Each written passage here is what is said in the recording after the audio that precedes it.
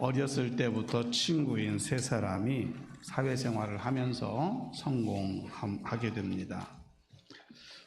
그러면서 세 사람이 휴가 계획을 세웠어요.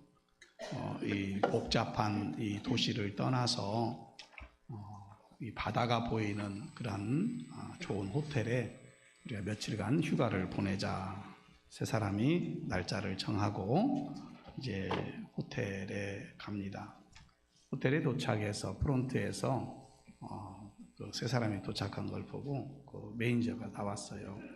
너무나 죄송한 말씀인데 지금 엘리베이터가 고장이 나가지고 지금 올라갈 수가 없다. 2층에 잠시 쉴 수 있는 그 엘리베이터가 고쳐질 때까지 쉴 수 있는 공간을 마련해 주겠다 그랬어요.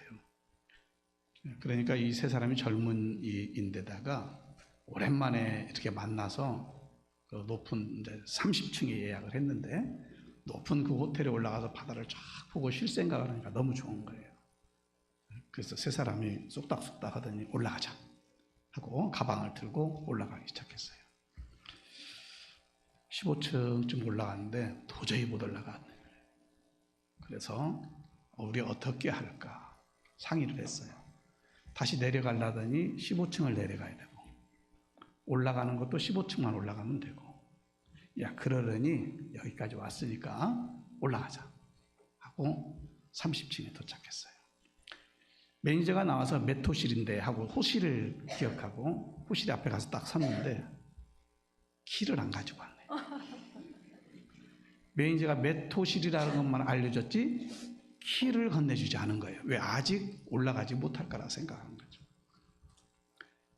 그 30층에 올라가서 쉼을 가지고 친구들을 만나서 그냥 쉴 생각을 하니까 너무나 좋다 보니까 그냥 올라간 거예요. 다시 내려갔을까요? 안 내려갔을까요? 여러분의 상상에 맡기겠습니다. 모든 피곤함이 몰려오기 시작하더니 그냥 그 복도에 털썩 주저앉고 말았어요. 내려갈 생각을 하니 난감하기 그지없었어요. 그렇습니다. 즐거움에 빠져서 그 30층 올라가는 것 정도야 쉽게 갈 수 있겠지 했는데 키를 가지고 가지 않은 모습 속에 그들이 생각했던 그 즐거움은 허망하게 끝나고 말았다 하는 거예요. 오늘 우리 성도로 살아가는 우리 모든 성도들이 즐거움을 누리며 살고 있는지 아니면 고통 중에 살고 있는지. 사순절을 보내고 세 번째 주일이에요. 우리가 사순절을 보냅시다, 경건하게 보냅시다 그러면 먼저 생각하는 게 아이고 주님이 십자가에 못 박혀 죽으셨대. 이것을 먼저 생각하지요. 거기에 머무르는 신앙이 돼서는 안 돼요. 왜? 라고 하는 질문을 던져야죠. 왜 주님이 십자가의 고난을 당하셨을까? 그것은 부활하기를 위해서. 이 부활이라고 하는 것은 새 생명을 얻는 그 모습이에요. 그래서 예수님이 부활하시기를 위해서는 죽음이라고 하는 것을 건너뛸 수가 없는 거예요. 그가 부활하심으로 오늘 모든 죄가 다 사함받아요. 돌아가심으로 사함받은 게 아니고 돌아가셔서 부활하심으로 우리의 모든 죄가 사함받는 거예요. 그것이 사순절을 보내는 우리의 고백이어야 하는 것이에요. 길이요 진리요 생명 되신 주님을 따른다라고 하는 것은 결코 쉬운 일은 아니지만 헛된 일도 아니라는 사실을 우리가 알아야 돼요.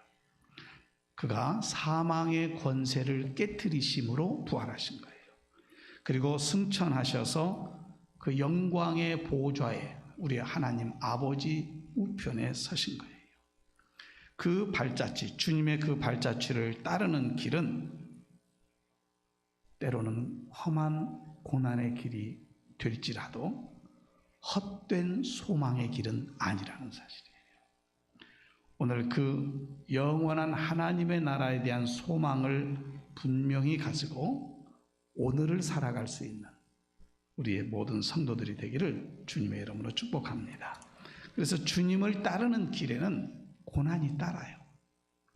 예수님의 일생은 고난으로 이어진 삶이라 이렇게 볼 수 있어요. 40일 금식하고 나왔을 때에 마귀가 예수님을 시험한 것도 예수님에게는 고난이에요.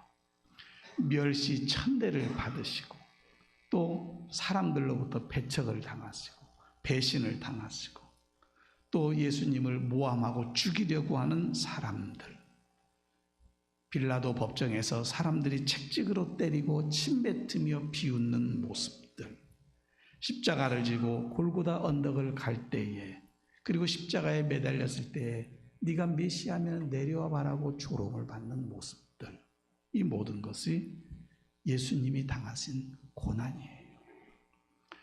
육신을 입으시고 이 세상에 오신 예수님, 우리는 그분을 하나님의 아들이라고 고백해요. 왜 그분이 고난을 받으셔야 했을까? 여기에 대해서 이사야 선지자는 이렇게 우리에게 해답을 내려줘요. 그 예수님이 당하신 고난은 우리 무리의 죄악을 담당하시기를 위해서다 그랬어요. 그 예수님 때문에 우리의 모든 죄악이 사함받은 줄로 믿으시기를 바랍니다. 예수님을 따르는 제자들은 고난을 당하신 예수님의 발자취를 따르면서 그들도 주님과 함께 고난 받기를 주저하지 않았어요. 기꺼이 주님을 따랐어요. 그런데 주님께서 그 제자들에게 이렇게 말씀하시는 거예요. 얼마 있으면 너희들이 나를 보지 못할 거야. 주님을 지금까지 따라다녔는데 얼마 있으면 나를 보지 못할 거래요. 그리고 이어서 말씀하세요. 또 조금 후에는 또 나를 볼 거야. 이렇게 말합니다. 제자들의 입장에서 이해가 안 되는 말씀을 지금 하고 계시는 거예요.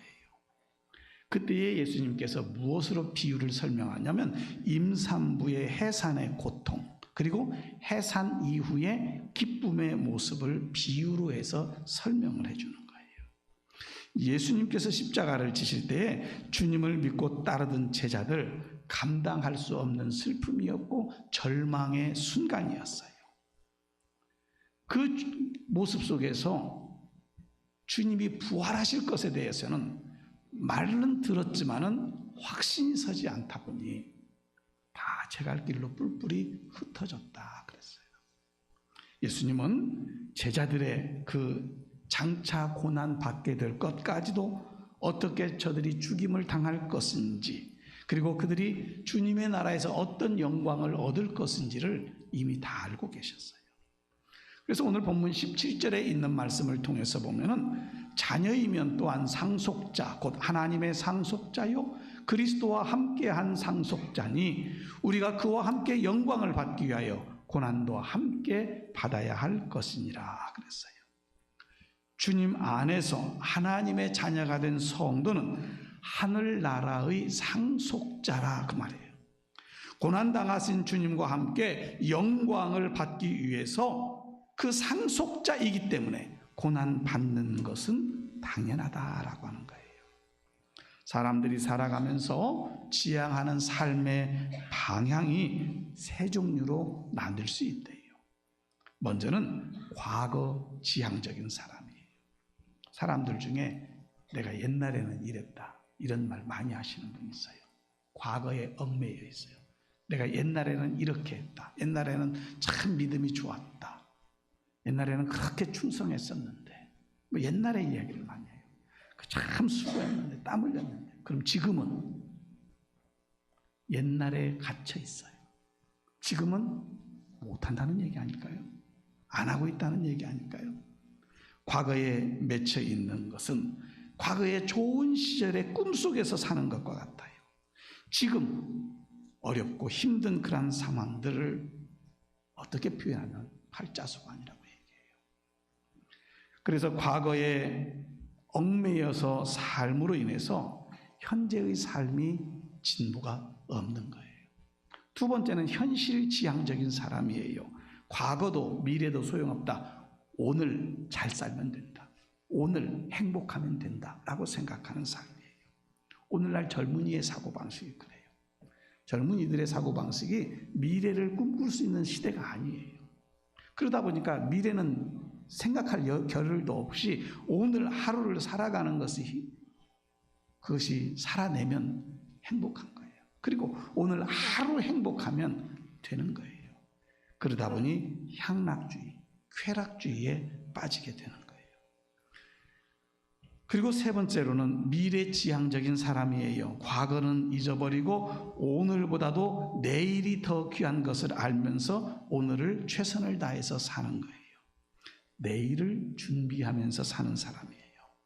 비록 오늘 내게 힘든 고난이 따를지라도 그것을 참고 인내하면서 내일 더 좋은 소망을 가지고 살아가는 사람들이에요. 그리스도인의 삶은 바로 이와 같아야 돼요. 오늘을 살되 내일의 소망 가운데 살아가는 주의 백성들이 되기를 주님의 이름으로 축복합니다. 땅에 보이는 소망이 아니라고 그랬어요. 영원한 하늘의 소망을 두면서 살아가는 삶이 되어져야 된다는 거예요. 묵묵히 우리 예수님께서는 그 고난의 발길을 걸어가셨고 그 주님이 걸어가신 발자취를 우리는 또 따르면서 천성을 향해서 가는 거예요. 오늘을 힘차게 살아가는 성도 되시되 내일을 꿈꾸며 사는 성도 되시기를 주님의 이름으로 축복합니다. 두 번째로는 주님을 따르는 자의 마지막에는 영광과 기쁨의 삶을 누리게 되어진다는 사실이에요. 요한복음 16장 22절에 있는 말씀을 통해서 보면 지금은 너희가 근심하나 내가 다시 너희를 보리니 너희 마음이 기쁠 것이요 너희 기쁨을 빼앗을 자가 없으리라 그랬어요. 여러분 행복하고 기쁘게 살기를 원하시죠? 다 그렇게 살기를 원해요. 우리가 원하는 바 인생길에 항상 기쁨만 있다면 얼마나 좋을까요? 그러나 항상 인생길에 형통하고 기쁨만 있는 게 아니더라고요. 어느 때는 마음이 아플 때도 있고요. 어느 때는 기분 상한 일들도 있고요. 슬픔을 당한 때도 있어요. 누구나 형통하고 기뻐할 일만 있으면 좋겠다고 생각하지만 그렇지 않은 게 인생이잖아요. 예를 들자면 이렇게 생각해 보죠. 항상 따뜻한 햇볕만 내리쬐다고 생각해 보세요. 그러면 그 자리는요 사막화가 되어지게 되어 있어요. 비도 내리고 눈도 내리기 때문에 나무도 자라는 거예요. 햇볕만 내리면 사막화 되어지는 거예요. 그렇기 때문에 우리의 인생에 있어서 형통한 날도 있지만 때로 곤고한 날도 있을 때에 그 곤고함을 인내로 참고 이기며 승리의 삶으로 연결시키는 것이 성도의 삶의 모습이어야 된다는 것이죠. 신경정신과 의사에게 환자 한 명이 찾아왔어요. 이런저런 이야기를 쭉 나눴어요. 정신과 의사가 이 환자에게 이렇게 말했어요. 가급적이 병은 복잡한 생각 다 떨쳐버리고 기쁘게 살려고 노력해라 그랬어요. 그랬더니 환자가 뭐라고 했게요? 한숨을 푹 몰아쉬더니 아니 기뻐할 게 있어야 기뻐하죠. 이렇게 이야기를 했다는 거예요. 누구나 기뻐하며 살기를 원하지만 문제는 내 생각대로 행복과 기쁨이 오지 않더라는 거예요. 물리치료실에 갔어요. 물리치료를 받고 있는데 어떤 분이 들어오셔요. 그러니까 물리치료사가 이렇게 얘기했어요. 안녕하세요. 어서 오세요. 그랬어요. 안녕하세요. 그랬어요. 그러니까 들어오시는 이 할머니, 음성으로 봐서 할머니세요.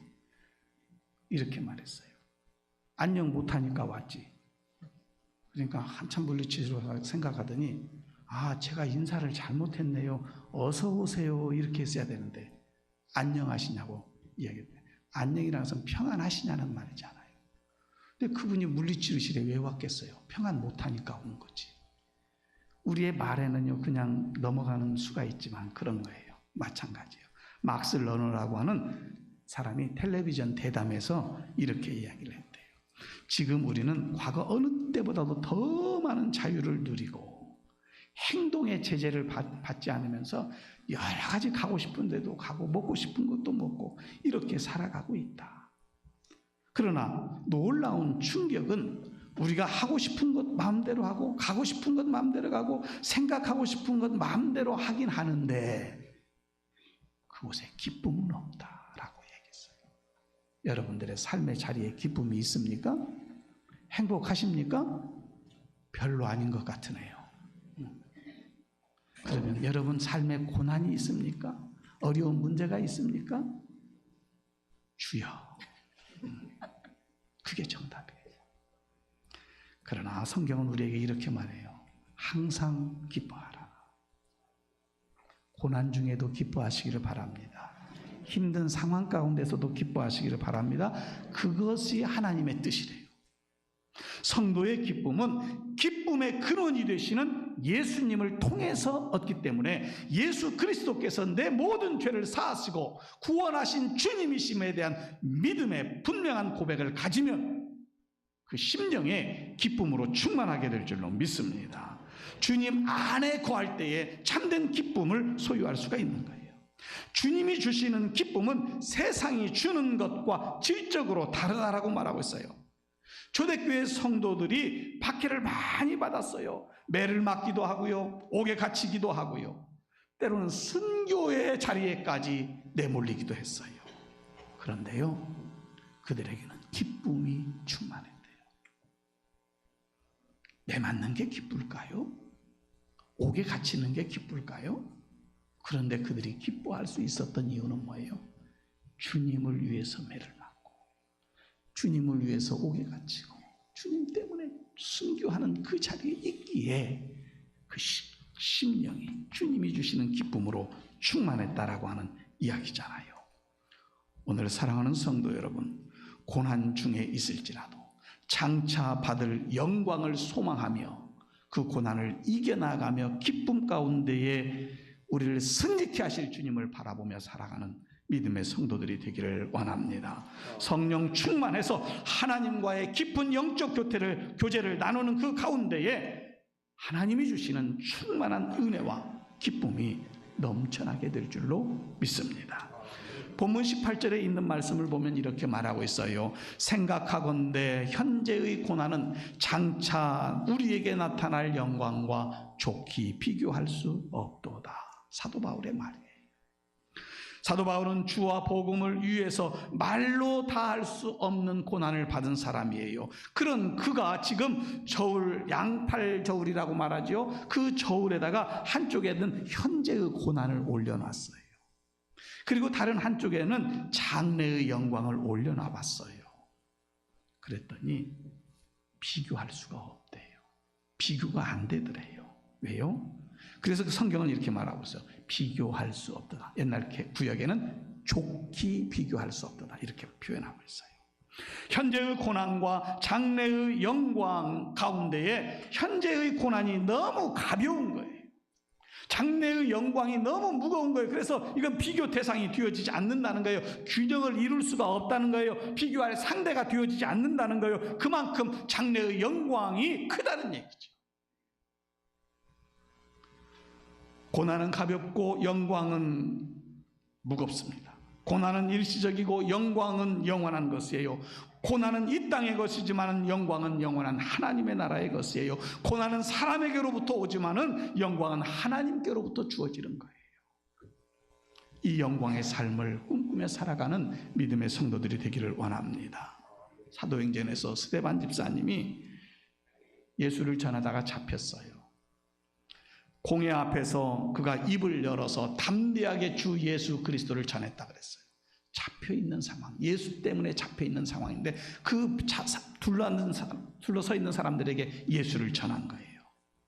그러자 그 스데반의 말을 들었던 사람들이 분노하기 시작했어요. 이를 갈았다 그랬어요. 근데 그 상황 속에서 스데반이 하늘을 우러러 보았다고 그랬어요. 하늘의 문이 활짝 열렸습니다. 하나님의 영광이 보여진 거예요.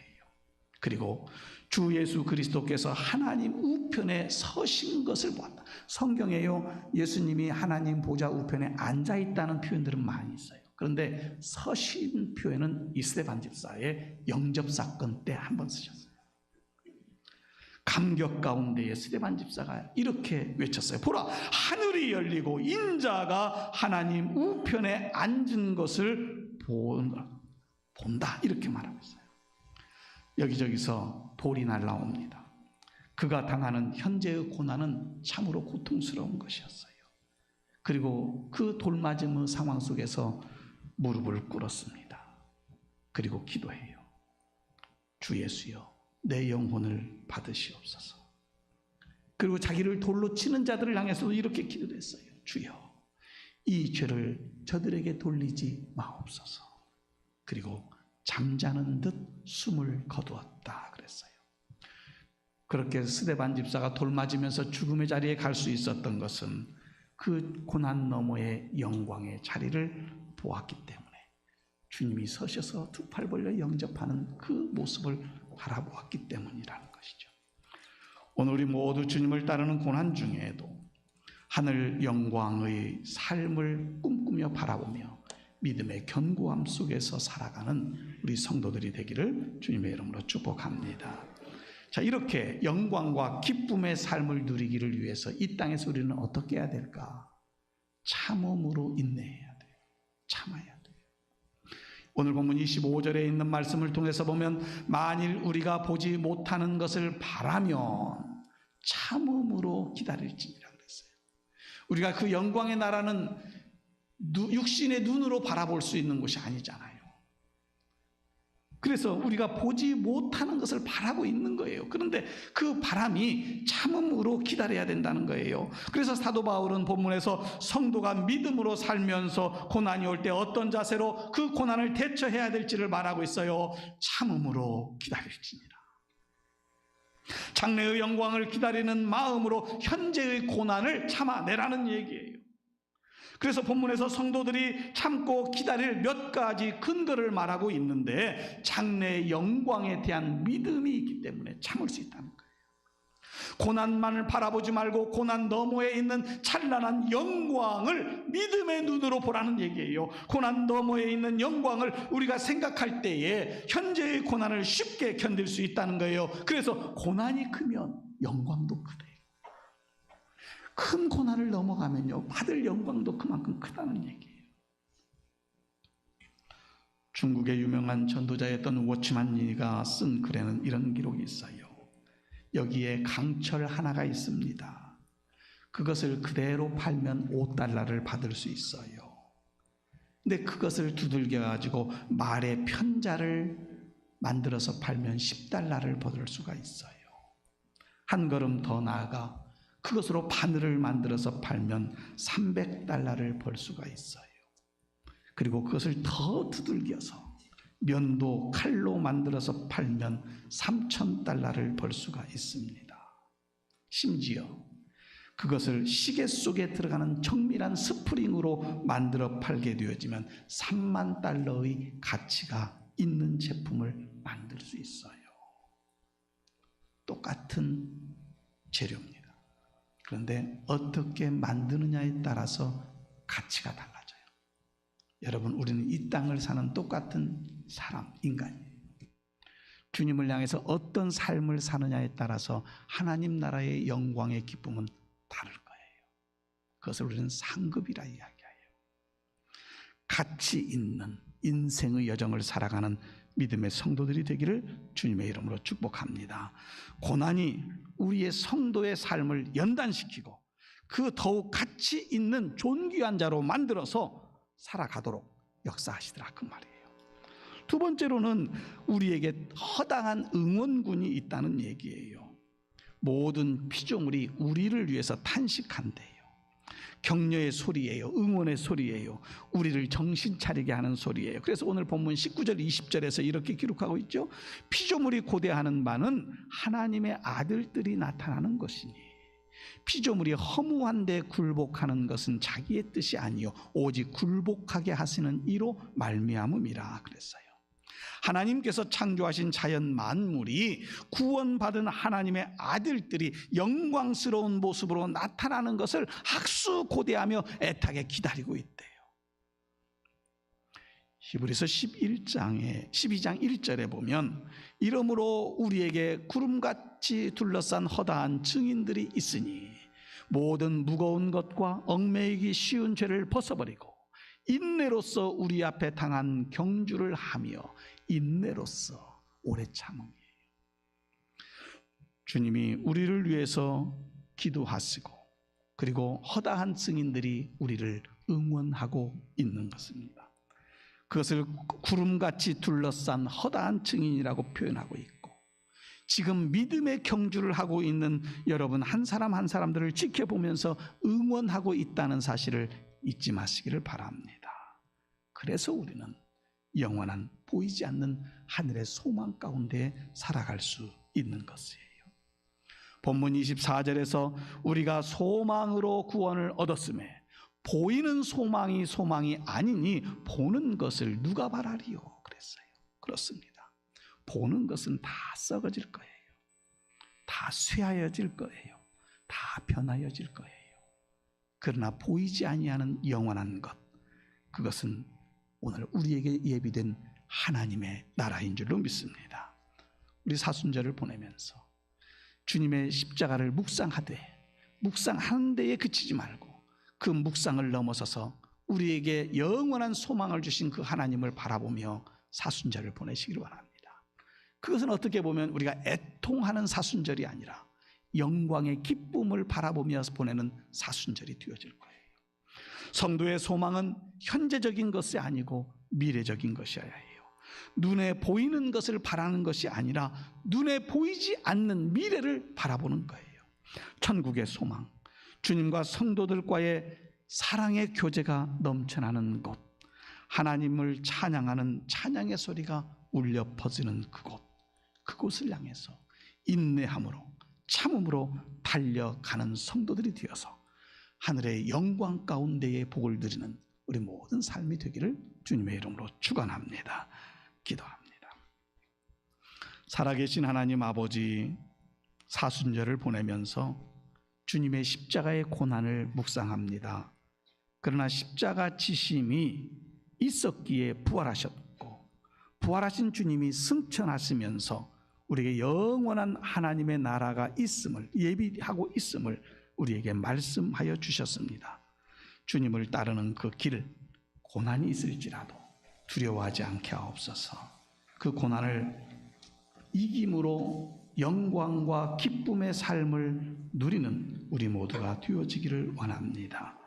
그러기를 위해서 참음으로, 곧 인내함을 통해서 오늘을 살아가게 하시고, 그러므로 더욱더 보이지 않는 영원한 그 나라를 꿈꾸며 기쁨으로 충만한 저희들의 삶의 여정이 되도록 성령님 도와주옵소서.